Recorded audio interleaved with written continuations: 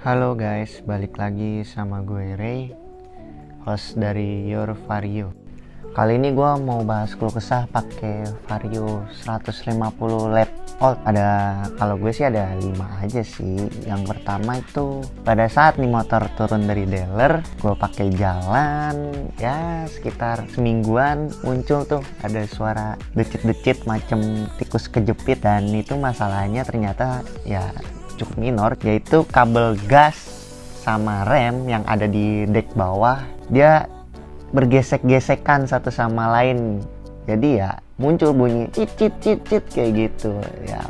Dan itu tuh ada banyak masalahnya yang curhat di grup-grup Vario, dan ya problem solve-nya ya mudah juga sih, cuman lu kasih gemuk apa lu kasih oli dan itu ya hilang suaranya, ya sepele. Terus bagi gua yang kedua, nggak tahu ini cuman gue yang ngerasain atau user lain juga ngerasain, yaitu boros BBM. Yap, boros BBM. Motor ini tuh boros untuk lap old yang 2015, 2016, 2017 ya, sampai 18 awal kayaknya. Gua rasa sih boros. Untuk varian yang sebelum 2018 all new tuh, itu tuh boros menurut gua, nggak tahu kenapa. Ini khusus yang 150 ya, nggak tahu kalau yang 125 harusnya sih irit lah ya. Yang ketiga, nggak tahu ini di gua doang apa keluhannya sama semua, yaitu komstir oblak. Wah, ini kacau sih komstir oblak nih. Yang pertama, kalau nggak hantem lubang ya nggak ngantem sih, pokoknya ada gajlukan atau apalah itu pasti jeduk jeduk jeduk. Wah, itu tuh udah sebel banget tuh. Dan yang gak enaknya lagi, setirnya jadi kaku, jadi ke kanan ke kiri jadi berat banget. Itu tuh pasti berkala kita harus setting komstir, harus digetok lagi.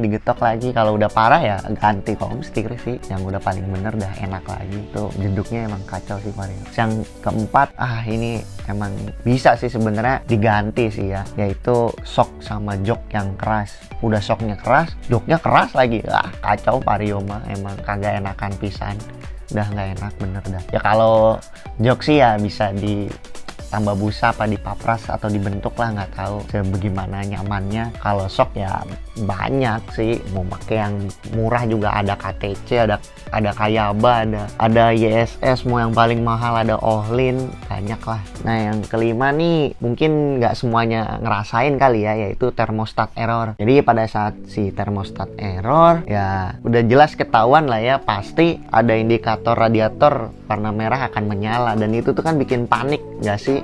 Misalkan kita lagi mau berangkat gawe apa berangkat sekolah atau mau berkegiatan lah pakai Vario, pasti pusing ngeliat, wah apa ini kok merah-merah, lambang apa indikator merah-merah ini. Taunya ya itu ternyata air radiator kita nggak jalan, nggak muter sampai masuk ke mesin, masuk ke water jacketnya yang di dalam. Jadi cuman muter di termostat sama di radiatornya doang, nggak nyampe dalam mesin. Kok bisa? Jadi sederhananya sih di termostat itu ada katup. Nah katupnya itu tuh ada sensor panasnya kalau nggak salah. Jadi kalau misalkan si airnya udah mulai panas, dia akan ngebuka. Jadi air yang dari radiator bakal muter lagi masuk ke si mesin, dari mesin masuk lagi ke radiator buat diademin, muter lagi lewat termostat itu buat masuk lagi ke mesin. Sederhananya sih harusnya kayak gitu. Nah di kondisi tertentu si termostat ini error atau rusak ya biasanya, dimana katupnya itu nggak mau kebuka ya, jadi ya udah wassalam, motor bakal kepanasan. Sebenarnya masih bisa jalan, cuman kan kalau dipaksakan ya ngeri juga kali ya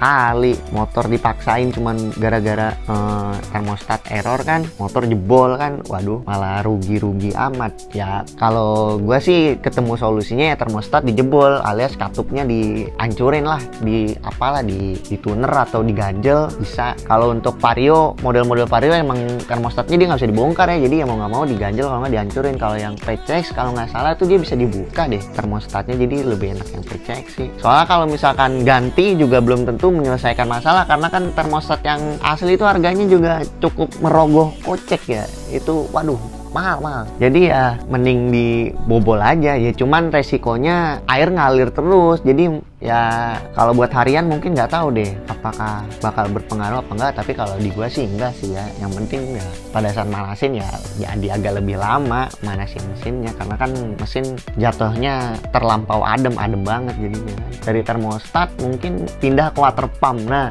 water pump ini juga bermasalah ini kalau motor udah 5 tahun 6 tahun atau ada yang mungkin masuk 7 tahun ya. Masalahnya di water pump ini juga bermasalah. Ini water pump itu bisa waktu-waktu rusak, akhirnya si oli dan si air radiator bercampur, akan bahaya juga tuh. Oli jadi kekentalannya jadi berubah ya, bisa menyebabkan water hammer. Apa bisa nggak sih yang menyebabkan water hammer? Kayaknya bisa deh. Yang jelas kalau oli kekentalannya berkurang ya jelas oli jadi nggak bisa mengurangi gesekan pada mesin, akhirnya akibatnya bisa fatal, jebol lah intinya. Entah boringnya lecet apa air pecah ya, kita nggak tahu deh. Itu sih. Terus kayaknya udah sih segitu aja kalau untuk kesahnya bagi gue yang gue rasain ya, yang pernah gue rasain ya. Untuk kelebihannya banyak lah, pasti semua user juga merasakan kelebihannya. Yang paling utama ialah bisa bonceng berempat.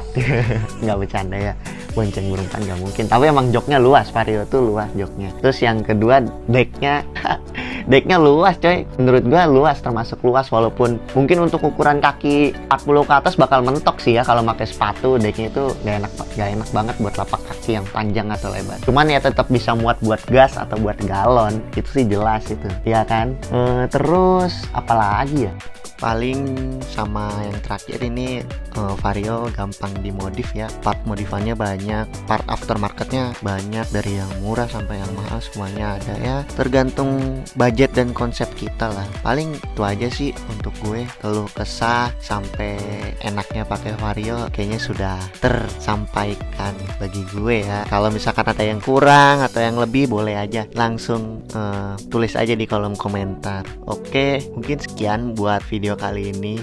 Semoga gue bikin video lagi buat besok-besok ya, karena gue setiap bikin video gak ada mood sama sekali, kayak pengen bikin males.